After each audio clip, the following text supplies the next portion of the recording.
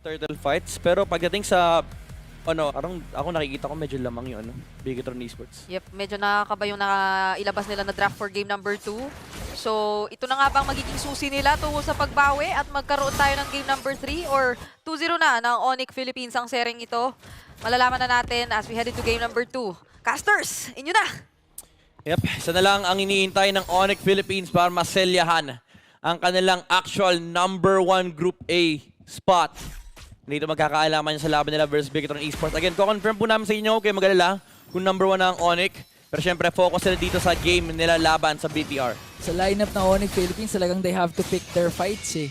Nakakatakot yung pwedeng mangyari sa Bigetron Esports considering na Joehead, Farsa pa yan. And at the same time, alam natin, pag Lucas Jungle, oy, teka lang, napa-flicker out ka dito si Moreno. Pero alam natin, pag Lucas Jungle, tulad nga na sinasabi ni Renmar, ayaw mong mabibigyan niya ng kahit isa early pa lang. Oo, kasi pag nakakuha ng kill yan sa early game, super snowball yung nangyayari. Kaya ako kinaklasify si Lucas as better alpha.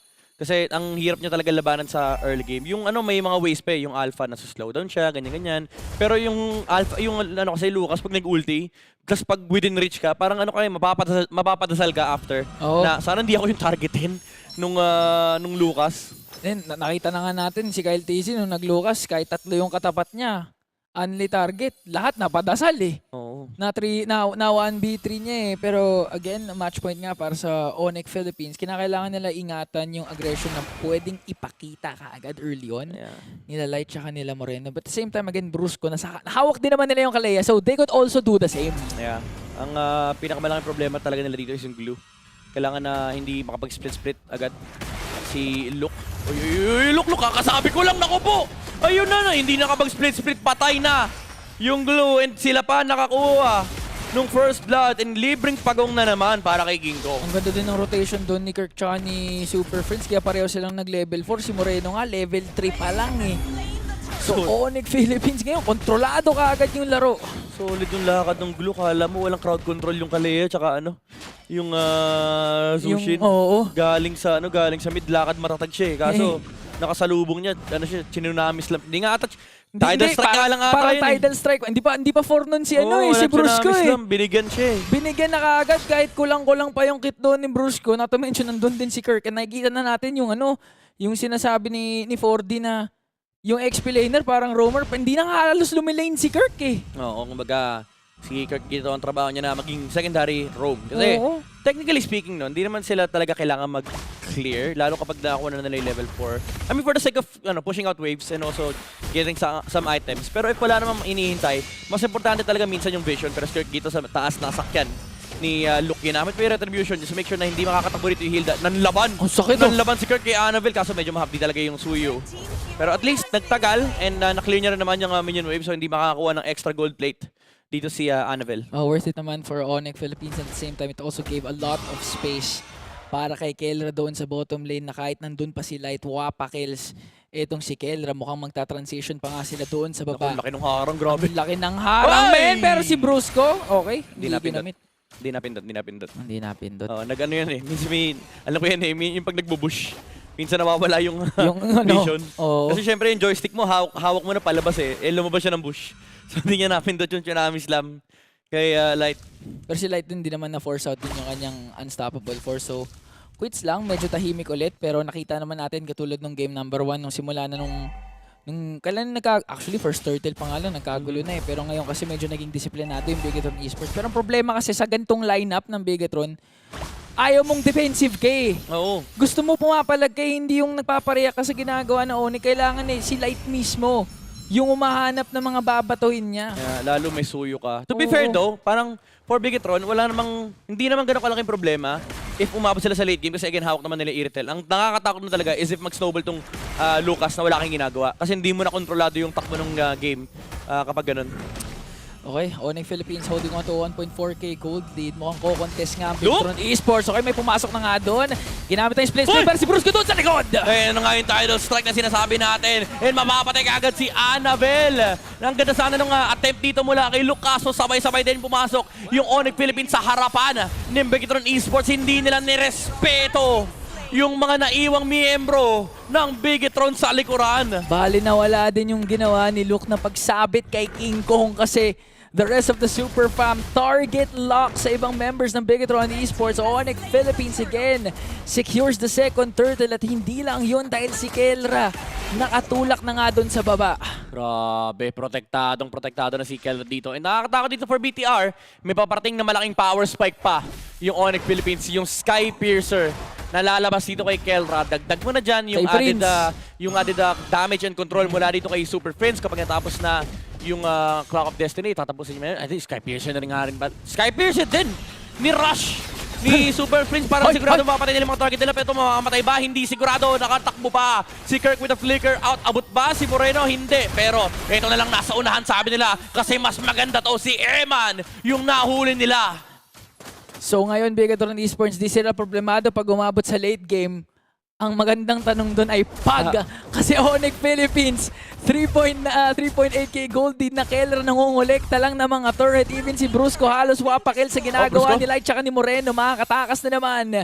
Onyx Philippines on a roll, nahihirapan. Defensive yung Johit ni Light. The ultimate question aabot ba? Parang hindi. Kasi ngayon sa takbo ng mapa, Onyx Philippines ang kumokontrol ng game. Umuulan ng red na heroes.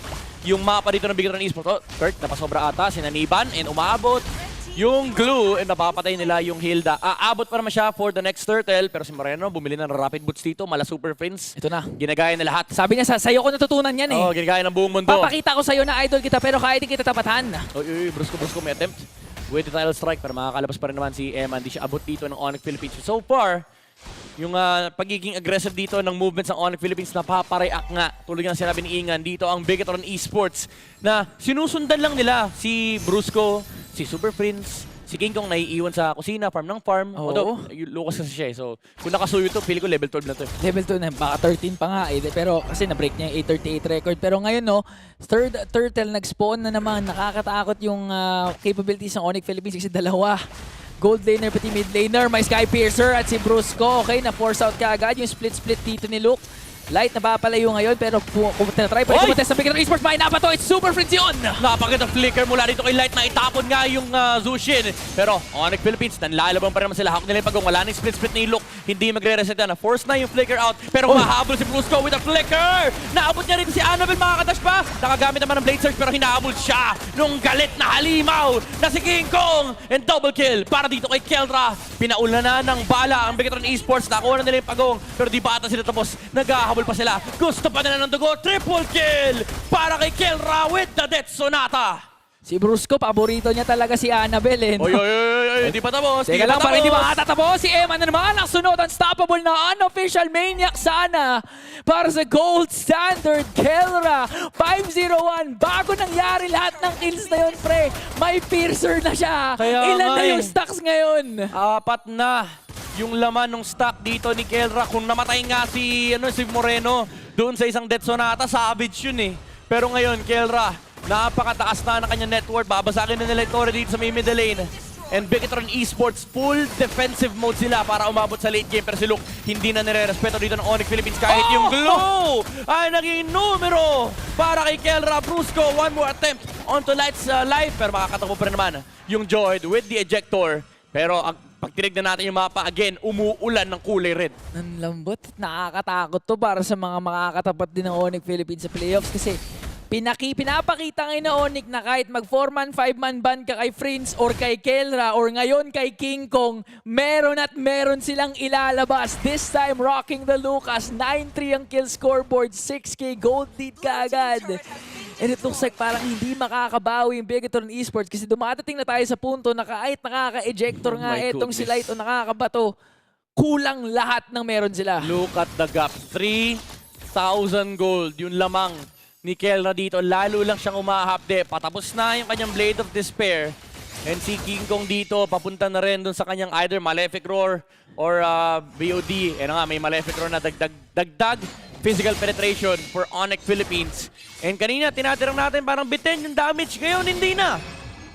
Okay, so si Brusco kailangan ulit nating ingatan. Ready ang kanyang flicker.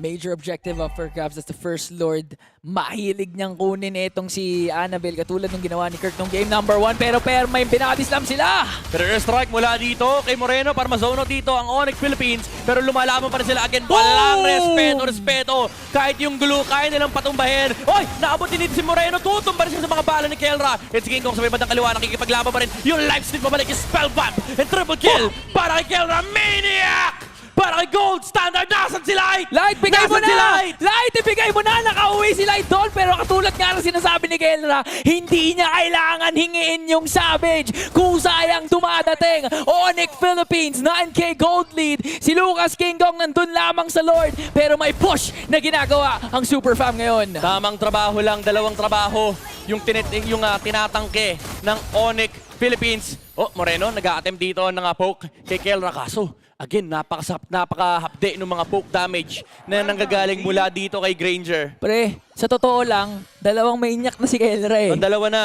Kung hindi lang nabitin ng 1 or 2 seconds yung huling kill niya sa unang dapat na maniac. Oo. Counted as maniac na dapat yun eh. 80 stocks na yan. Kumbaga, full stock na nung Oo. Skypiercer. Mag-ingat na talaga ang Bigatron Esports sa kanilang mga HP threshold kasi pwede Brusko? silang tunawin nung Death Sonata. Nakalabas din naman yung Kalea. Pero si Luka napagamit na ng split-split. So, for the next Lord Wave, walang frontline arsenal dito ang Bigatron Esports. Si kahit mismo si Kirk pinipigilan yung mga potential split push na pwede gawin ni Annabelle. Nag-solo rank warrior gaming na naman dito si Kirk. Nag-man-to-man defense kay Annabelle. Lord sieging in doon sa baba. Tignan natin kung makakadepensa pa rin ng Bigatron Esports kasi sobrang laki na ng kalamangan ng Onyx Philippines. Maagang paggamit ng Feathered Airstrike para man lang maka-clear. At may clear nga nila yung gitna doon pero ang problema, butas na ang kanilang base. Super Friends nagpapailaw nga lang dito. Bigatron Esports, maski si Friends mag-isa na napapalayo niya yung Bigatron. Oo, hindi na nga siya may ejector kasi wala ring flicker dito. And Brusko! With the flicker title strike, naabot niya rito si Moreno, hindi nakarea. And look, tumumba na rin. Torre na lang ang tinitignan dito ng Onyx Philippines. Wala na silang pake sa Savage. Pero si King Kong, nanlalaban pa. Meron silang minion wave para makatulak ng Torre. Pero again, wala na ata silang pake. Si King Kong na lang ipumapatay. Legendary na si Kelra. Hintay na lang ng susunod na minion wave. Pero ubos na ang Bigatron Esports. Very clear and defining victory para sa Onyx Philippines. A sweep laban sa BTR. Di na kailangan ng calculations dahil this time, top 4 secured ang ating defending world champions. Numbers aside, Savages aside, baliwala na yan. Nakadalawa